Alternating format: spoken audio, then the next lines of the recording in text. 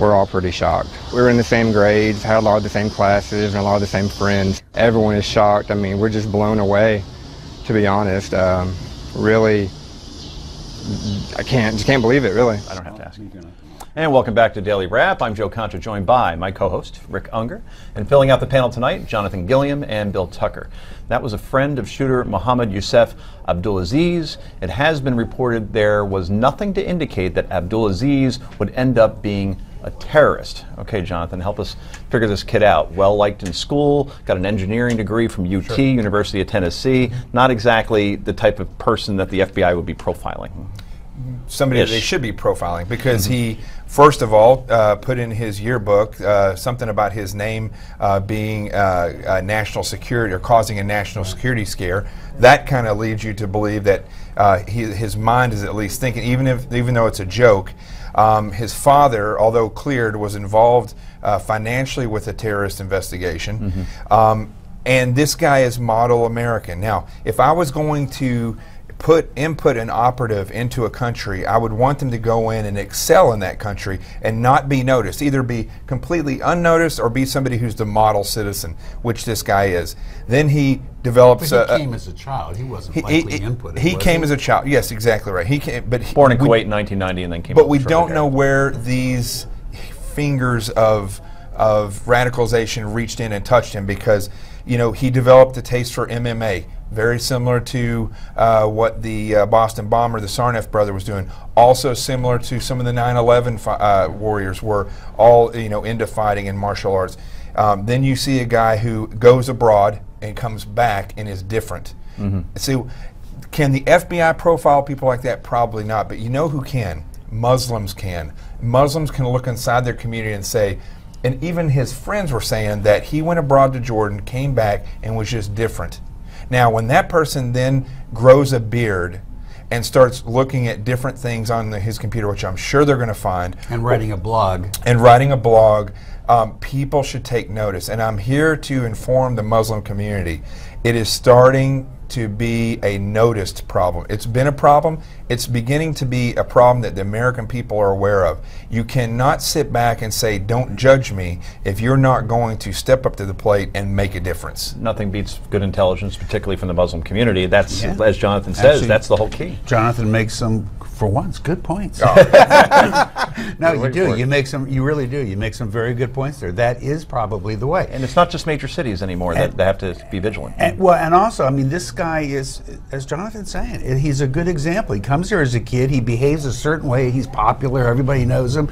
And then suddenly he goes away. He comes back, and all of his friends notice he's different. Yes. That is a clue. You don't have to be a rocket scientist. He grows a beard.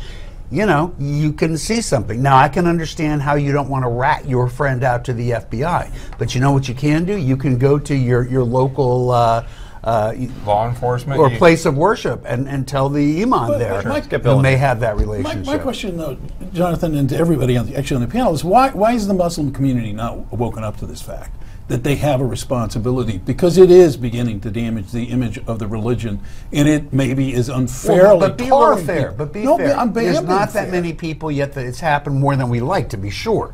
But it's not like every day in every community it's happening. No, but we put up that timeline of attacks on military bases. No, I understand, but what I'm saying is you have to put it in real life. So you have a whole community here, a Muslim community.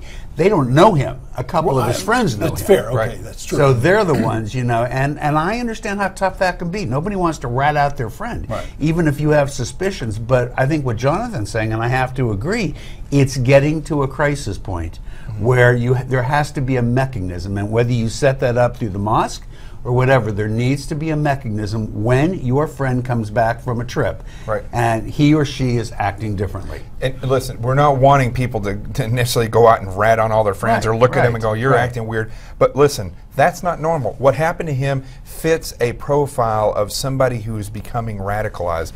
And there's a famous Ronald Reagan speech where he talks about an American individual that went over and fought and was killed, Martin Treptow, who wrote this poem. And in that poem he said, I'm going to act as though the entire outcome of this war depends on me.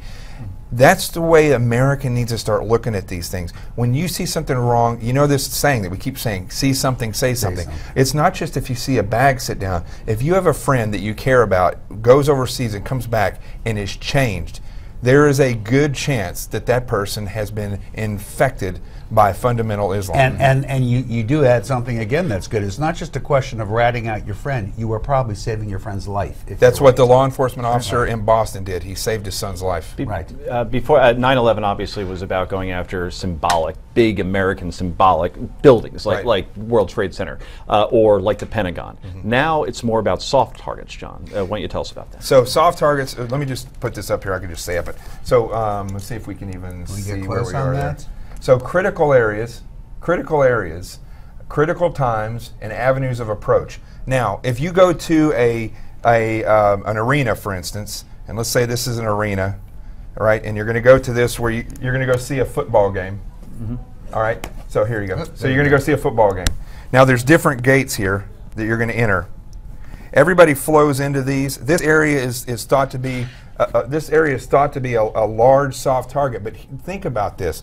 When you come out of a concert or a football game or a baseball game, everybody comes out at the same time in the same areas, and they create a soft target. In front of Penn Station, there will be 10,000 people at any time. At any time after a concert. That's a critical area. That's a critical time. And the avenues approach, you have to look around and say, where would I attack me? Right. That's what they do.